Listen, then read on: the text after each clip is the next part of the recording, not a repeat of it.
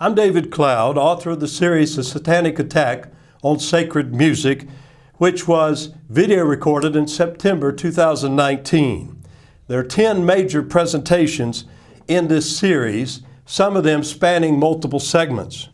Emotions and the music issue, the spiritual environment of the music issue, in which we deal with the kinds of homes and the kinds of churches that we must have to win this battle.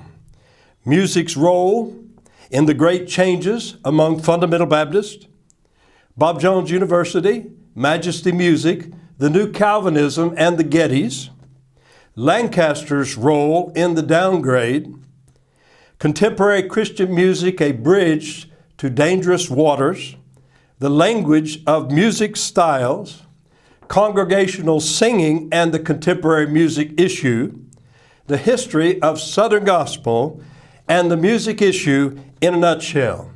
The entire series is available online for viewing and downloading at www.wayoflife.org.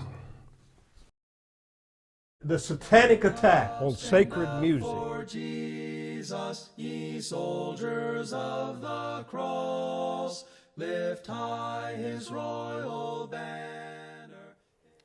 All right, this is our series, The Satanic Attack on Sacred Music, and we're giving a plea to Southern gospel music fans. We're looking at in the last segment, we have been looking at the history of Southern gospel and how it became commercialized and moved toward the world. It was made into an entertainment program. We looked at James Vaughn and Virgil Stamps and the Stamps-Baxter Music Company. By the late 1920s, the professional quartets were adapting rhythms and vocal styles from the world. In this clip, you will hear the beginning of vocal, sliding, and ragtime piano. Oh yes, it's talking love is everything I need.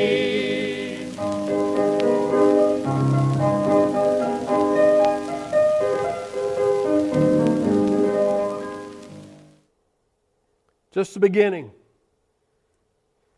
A ragtime style was added to the piano accompaniment. It was commonly called the stomp beat. It's nothing today, but in that day it was a shocking kind of new rhythm, which made the sacred and the secular indistinguishable. The ragtime style was pioneered by Dwight Brock, who played in one of the Stamps quartets.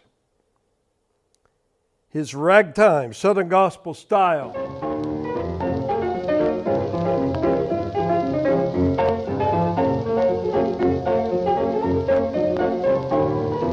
ragtime.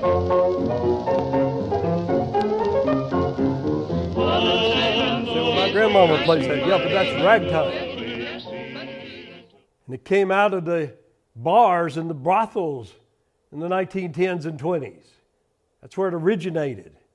It was designed to make people dance and move in a sensual, sexual way. Thousands of pianists would copy Brock's style in the years to come. It was revolutionary because it jazzed up gospel just enough for the secular public to catch on. The Vaughn quartets, following the same downward trend. J.B. Walbert's son, James, played the piano backwards, played with his elbows, and otherwise put on a show.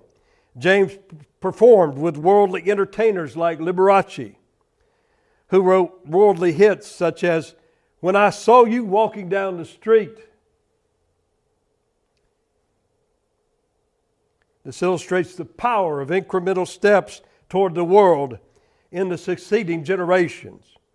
The more cautious adaptation of the world's music by James Vaughn and W.B. Walbert set the stage for the abandoned approach of James Walbert and others of his generation. There is no end to this slide.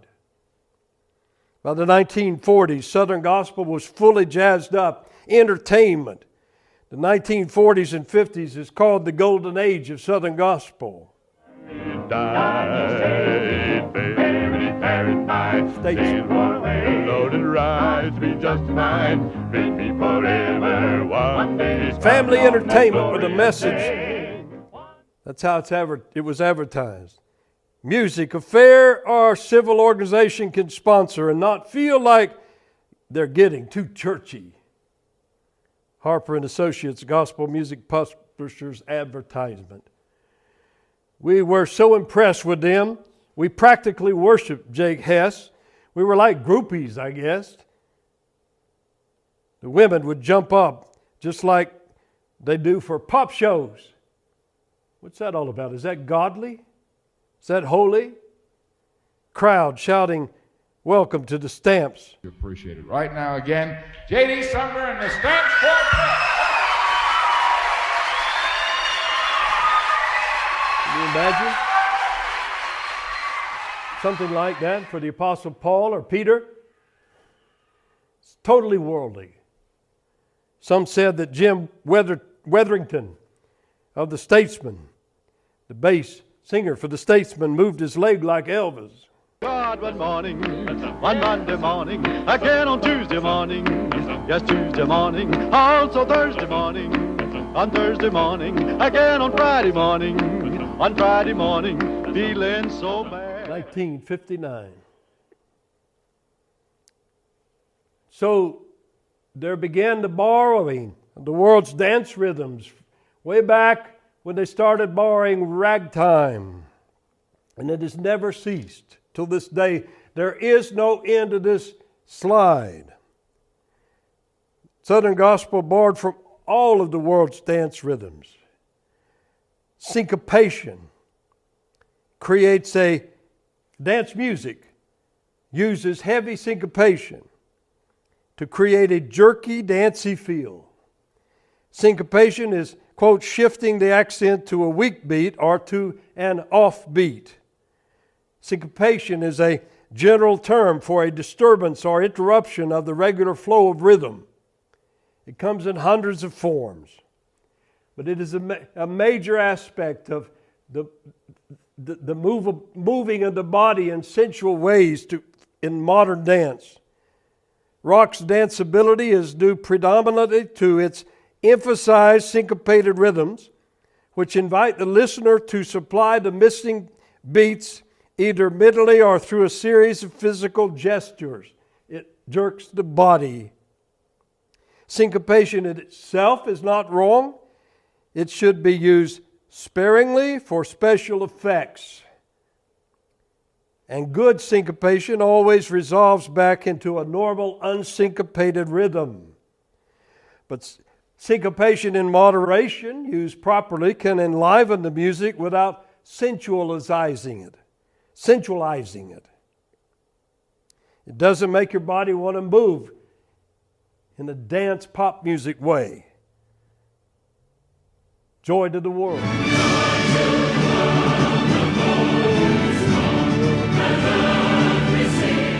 That's syncopation, but it is not wrong. It is not dance music. Doesn't make your body want to jerk around in any improper way. It's a matter of emphasis and predominance. A little bit of syncopation is not wrong, but when it becomes predominant, it is highly addictive and quickly spoils the saint's taste for sacred music. Spoils your taste, just like junk food. Spoils your taste for healthy food. And pop music. Syncopation is a fundamental, constant, present. It's the main thing. Jazz musician Duke Ellington said it don't mean a thing if it ain't got that swing. He's talking about that rhythm, that heavy dance rhythm. Unrelenting syncopated rhythm has been the chief characteristic of worldly dance music since the beginning of the 20th century. It's characterized all of the streams of music that fed into rock and created rock. It was the rhythm of ragtime and the blues and boogie-woogie and jazz and big band swing and honky-tonk and western swing. Southern gospel is borrowed from the world's dance music since the 1920s 20s and 30s, as we've shown. Whatever the world has, that's what they have borrowed from. First, it borrowed from ragtime and boogie-woogie, which originated in the houses of prostitution and the gambling dens of Memphis and New Orleans. It was called whorehouse music. Do we want to bring whorehouse music into God's house? It was called sexually syncopated sounds. Larry Nagar, the Memphis Beat, that's a history of the blues and jazz and boogie-woogie in Memphis, Tennessee. Ragtime, Scott Joplin, the entertainer.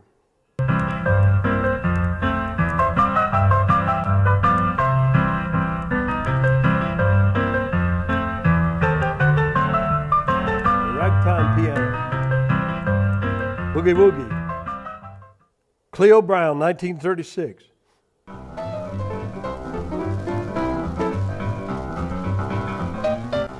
all the same stuff. For the same purpose. For the same unholy purpose. In those environments, in those wicked environments, the people went there for the specific purpose of sinning, of drinking, of whoring, of gambling, of drugging. Hovey Lister, the statesman. Hovey Lister's style, which differed from his predecessors in his adaptation of jazz, soul, and ragtime idioms, influenced the sound of gospel and CCM in the later 20th century. Hovey Lister. Called Sweeter as the Days Go By.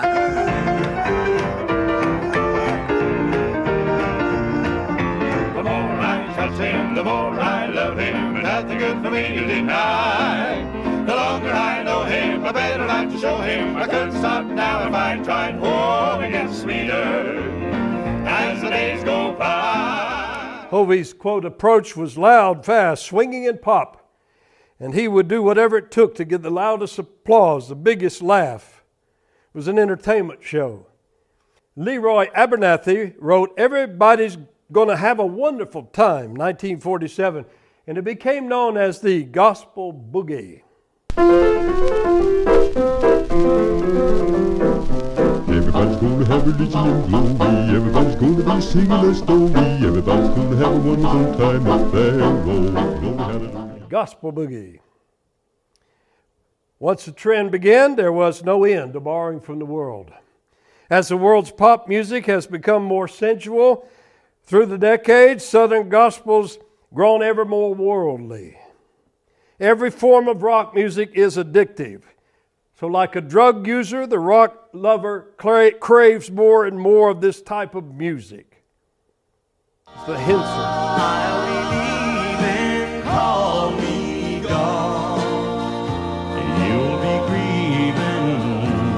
You're left here It's just a slow dance without rock. Jesus. The Crab Family. Gonna win. Shackles have fallen, the chains now are gone. I'm a running with Jesus. I'm going on. I'm a running on. Martin's God's Good. God's good, so good, oh yes. He is absolutely positively, definitely nothing but good to me and you and you and you. It's just all the music that is pulled in from the world.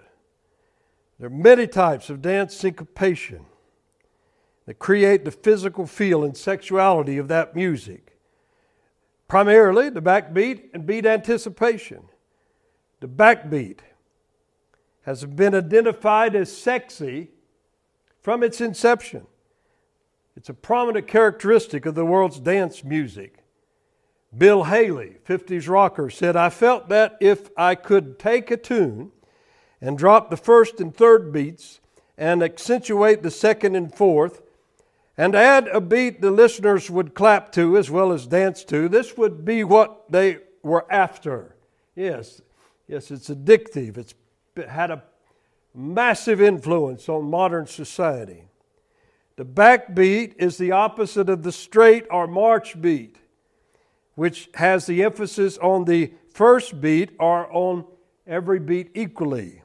1, 2, 3, 4, 1, 2, 3, 4. Consider the Stars and Stripes. 1,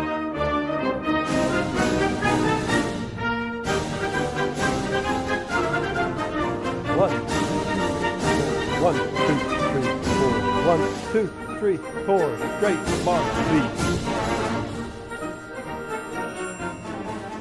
It's lively, but it's a straight beat. There's nothing offbeat there. The backbeat emphasizes an offbeat such as 1, 2, 3, 4. 1, 2, 3, 4. Here's the backbeat illustrated on the drum. By listening to these, by playing these, you're going to start to understand the feel of the backbeat, and you'll be able to choose an appropriate backbeat when you're looking for a certain feel. Number 1 is the traditional backbeat on 2 and 4. 1 and 2, 3 and 4 and 1, 2, 2. Number 2 brings the backbeat to 1/16 before the 4. I'll play that.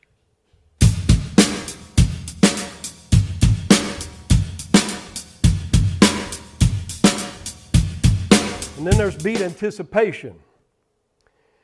Pastor Graham West, who had a background in writing pop music and classical music, said, beat anticipation is a type of syncopation that falls at the end of a phrase and is unresolved. It is as much a major element of rock music as the backbeat. Pastor West deals with this in his video series, The Rhythm of Rock, which is available for free viewing and download at tbbc.org.au from Australia. He said, beat anticipation is syncopation that moves the natural position of the accent by causing the last note of the musical phrase to fall off the beat immediately before a naturally accenting beat. Note that Pastor West is talking about the last note of a musical phrase. Beat anticipation in general can be used anywhere in the music, but the beat anticipation, as Pastor West is defining it, falls at the end of a musical phrase. And it is a sensual thing. It leaves the listener anticipating something that's not there, and the body falls in, moves to fill the gap. It is an unresolved thing. He said it leaves the mind hanging in a most unsatisfactory state. Philosophically and psychologically, the human mind requires closure after tension. And if this is denied, we have unrest and we have anarchy. Beat anticipation. Just a little bit of beat anticipation changes the feel and message of a song. Consider the example of Jesus Loves Me, played first traditionally with a straight beat, played secondly with a beat anticipation, and then played with even more syncopation added. Here is Jesus Loved Me, the traditional rhythm.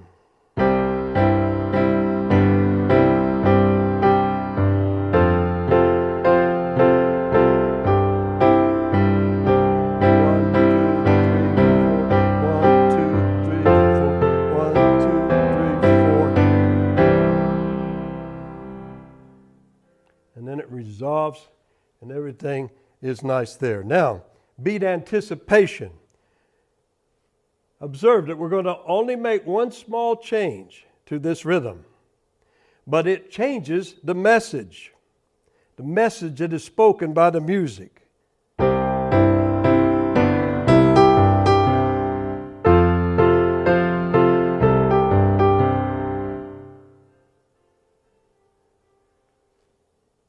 And so that's the da right at the end of the phrase, and you're left hanging there. It doesn't resolve. It never resolves.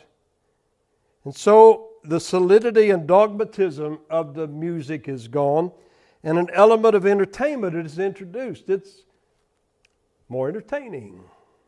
Now here is the Jesus Loves Me, more jazzed up, more added syncopation.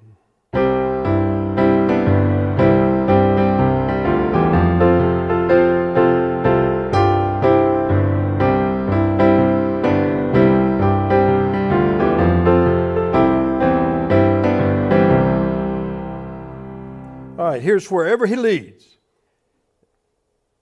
Listen for the beat anticipation.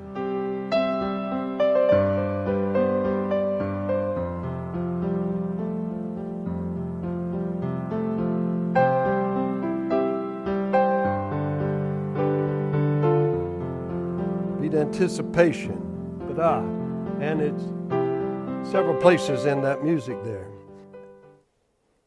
Beat anticipation is a major part of contemporary worship music, and fundamentalist churches that are adapting contemporary worship songs are accepting the beat anticipation.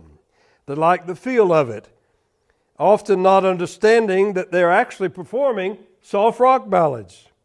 They think they're taking the rock out of Christian rock, but actually they're creating soft rock. And it is addictive, and it leads to an increasing appetite for sensual music. And there is no end to that slide once it's begun. Just a small amount of offbeat syncopation can change the entire feel or message of a song and orient it from the spiritual to the sensual. Graham West says, once you begin listening to soft rock, you begin sliding down that slippery slope to a more aggressive forms of rock. Soft rock begins to orient the whole way of perceiving music around rhythm and away from melody. Your musical interest will change. Hymns will seem dull in comparison to your newly acquired taste. It's a progression we've seen over and over again in the lives of Christians. It sounds great. There's no drums, no wild electric guitars, no obvious backbeat, just the piano or guitar and the singer.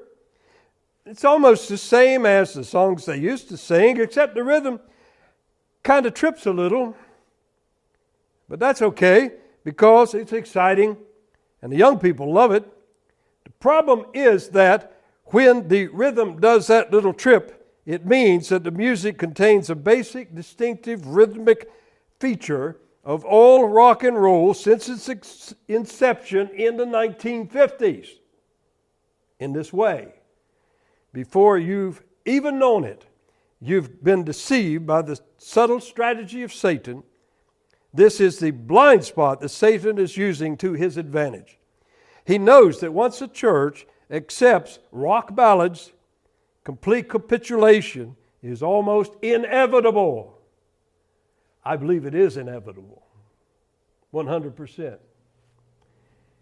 If a church is not aggressively rejecting contemporary music and any kind of worldly music, Southern gospel, whatever, and is not properly educating the people, the families, the children, everyone, and aggressively resisting this music, there is no possibility that that church will stand for the truth very long. We see this in Southern gospel over the past 50 years as the appetite for sensual music has progressed. The Statesman. Here's the 1950s. Brother, let me tell you how I feel. Tell you about the feeling that is real. Brother, let me tell you how the glory flows. Tell you how it bubbles in my hand. 1990s. Brother, there can never be a single doubt. I can feel it, I can feel happy rhythm. Well, there's a happy rhythm to the rock that I will. I can feel the movement when I'm singing this song. There's no end to this slide into the world. Once you start borrowing from the world, a little leaven leaveneth the whole lump. We need to understand the world's singing technique, which is a major part of the world's music. The world's Pop music has long employed singing techniques that add a strong sensual or fleshly element. It is physical. It is appealing to the body. It appeals to and stirs up sensual emotions. It's sexual. That's what the world says about its own music and techniques. The world readily acknowledges this, and the world loves these styles because of the sensual, sexual effect. That's what they want from music. Christian artists who borrow from the world's music also borrow from the world's singing techniques. Vocal sliding is slipping and sliding the voice between the notes. It's also called glissando. Scooping is attacking a note from above or below its true pitch instead of hitting the note cleanly and directly. It is, quote, singing unnecessary pitches below the first note or below the second one. It is also called flipping. Isn't like it never did. You just tell him what you want. You can call him up So and tell him flipping and sliding. Everything of all creatures, great and small, and He knows my name. Every step that I take, every move that I make, every tear that I cry. He learned the style from the world. He did not know. He did not know he was learning it from the world probably as a kid. But he's an expert in scooping and sliding. The Roop Sisters. When Jesus washed, when Jesus washed, when Jesus washed, when Jesus washed, when my Jesus washed, when Jesus washed. So that has everything. It has the rock and roll rhythm, has the backbeat, has the slipping and sliding techniques, vocal techniques.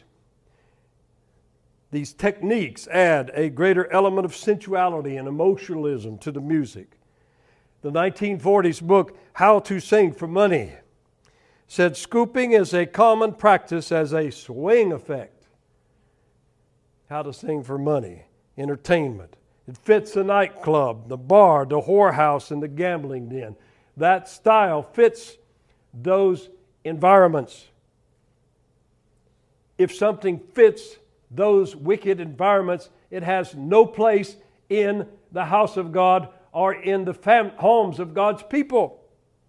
Elvis Presley and countless other pop sex gods and goddesses have used exactly these techniques for great sensual effect, never to godly effect. The late Frank Garlock said many Christians either do not realize or deliberately ignore the fact that this is no longer ministry, but pure, sensual, flesh-gratifying entertainment. Scooping is one of the most popular methods of producing a dance hall effect. Scooping and sliding.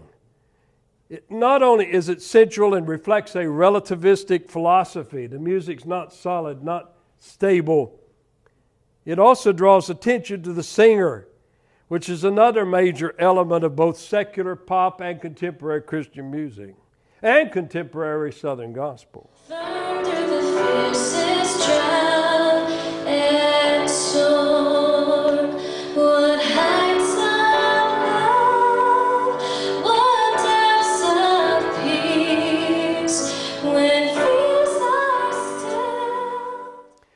Notice the comments to that song online. Beautiful voice. What a great voice you have. You got a great voice. You wonderfully gifted. Love your voice. So it's all about her. It's copying the world, conforming to the world, whether ignorantly or willfully. It's still being conformed to the world. The breathy style. The microphone is held extremely close to the singer's mouth. There's a breathiness.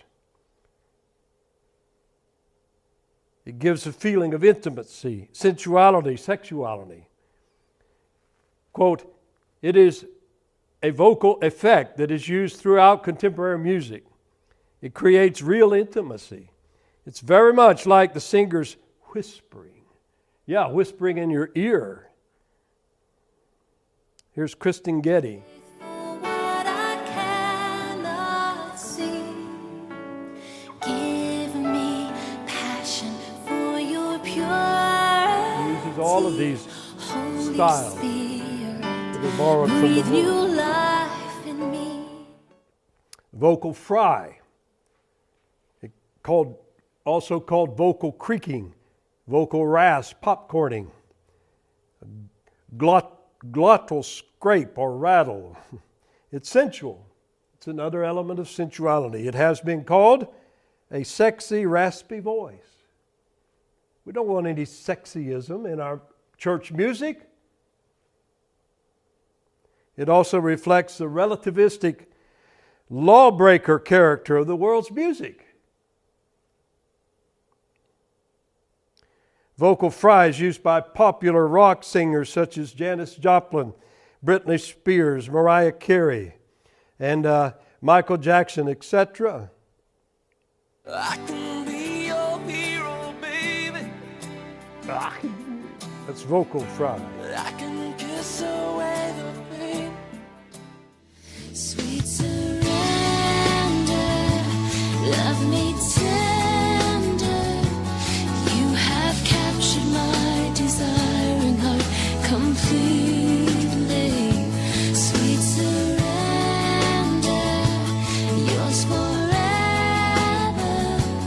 I will gladly give my all to you. Receive. Vocal fry. Though my heart may fail, there's an anchor for my soul. All of these techniques come from the sexualized world of pop music. God says very plainly, be not conformed to this world, but be ye transformed by the renewing of your mind, that ye may prove what is that good and acceptable and perfect will of God. If you were of the world would love his own, Jesus said. But because you're not of the world, you're not of the world. But I have chosen you out of the world. Therefore the world hateth you. John 15:19.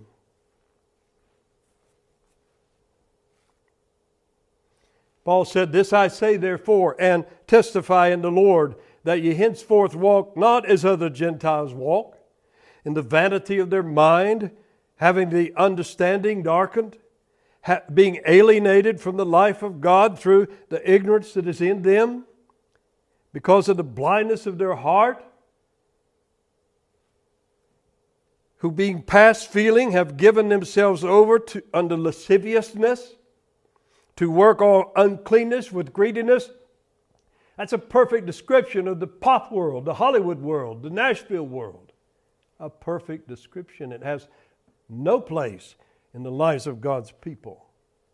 James 4:4, ye adulterers and adulteresses, know ye not that the friendship of the world is enmity with God? Whosoever therefore will be a friend of the world is the enemy of God. Peter, wherefore gird up the loin of your mind. Be sober and hope to the end for the grace that is to be brought unto you at the revelation of Jesus Christ.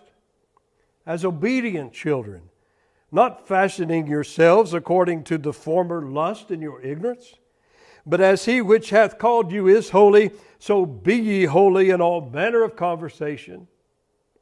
1 Peter 1:13-15.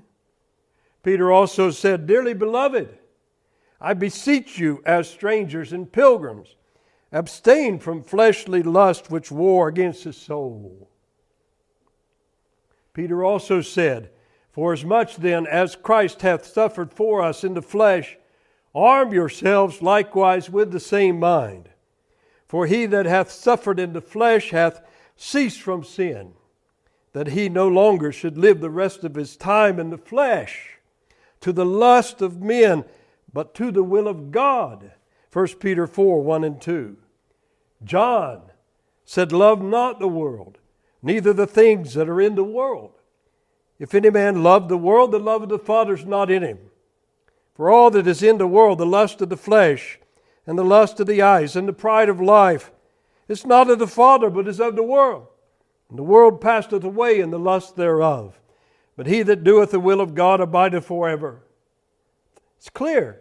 Anything pertaining to the lust of the flesh and the lust of the eyes and the pride of life is not of God and has no place in the Christian life or the Christian music. The music of a holy God should contain no aspect of the world's sensual ways. It is unholy confusion. It is sin to try to bring the two things together. It is a reflection of end times after their own lust apostasy of 2 Timothy 4, 3 and 4. It's exactly what it is. After their own lust shall they heap to themselves teachers. What kind of Christianity is that? To live after your own lust. It's not biblical Christianity. And we deal more with these styles of contemporary music in the section, The Language of Music, in the Satanic Attack of Sacred Music.